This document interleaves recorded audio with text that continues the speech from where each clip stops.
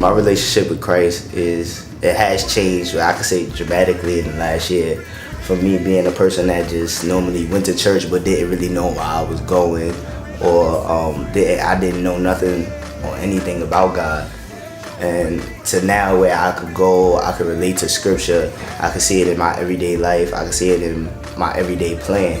And I just think that if a lot more people were into Christ, or maybe not into it, but had like just spiritual boundaries, or could just knew that that was a person, that you could talk to, a lot of things would be better.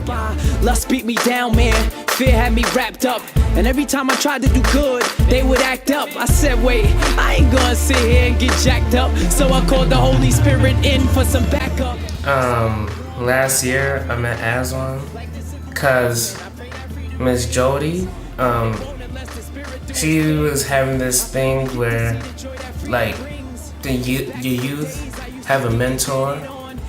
So I was a youth, and she introduced me to Aswan at this, I guess, gathering of youth and mentors, like student mentor, and I was paired with Aswan.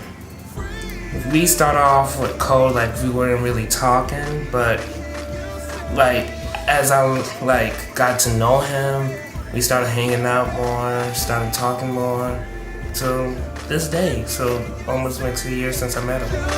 Look, folks, I was stuck. Sin had me boxed in, sorta like a sniper. Sin had me locked in. You know that I was shocked when So my relationship with Christ has grown, and that's due partially to the Young Life Harlem experience. Because at every club that we have, we always end up talking about God, of course, and everything that we do, like, it all relates back to God. And I see how now that I could, everything that I do can relate back to God in my personal life. Whatever I'm going through, I can read the Bible and see that God has an answer for everything. Freedom's what I needed, it was knocking at the door. The Spirit came to check me. When I went to Young Life, it was like, that's when the door really opened for me, and I really stepped through, because I started understanding more about God, and I started really, feeling it. So I got into it more, and after Young Life, I didn't want to stop, my experience, learning more about God and everything. So I started coming to Wednesday morning Bible studies with Aswan, and like just learning more about him, and just having Aswan explain to me that it's personal. Christ wanna speak to all those who doubt it. Yes, he died.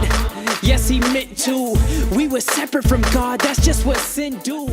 I think Young Life in Harlem can give teenagers and like kids a place to go, like outside of school, like to keep out of trouble and not be in the streets doing nonsense.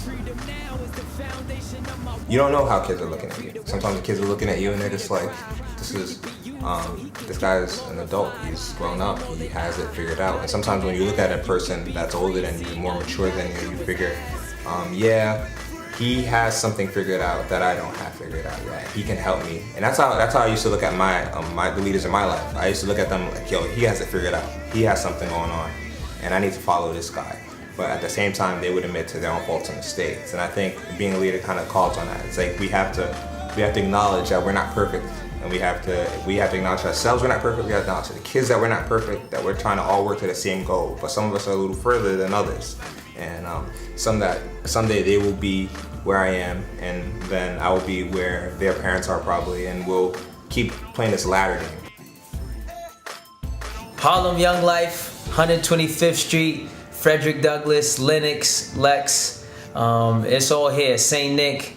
You can find culture, you can find the arts, music, diversity, everything you could possibly find is here. Our vision here in Young Life is the first to build up the laborers, to make sure that we get leaders that'll flood this city with relationship and introduce each and every adolescent to Christ and walk alongside them and help them grow in their faith. But in order to do that, we need you. We need people like you who are willing to help walk alongside of us and co-labor with us. Whether that be financial giving, whether that be moral support, or whether that be prayer, we need you. So our motto here in Young Life at Harlem is to be relational, to do relationship before ministry. Come help us, join the party. You'll love it, as you got to see Alicia, Marissa, Genesis, Steven, Daz, kids like that, they need our help. Young Life Harlem.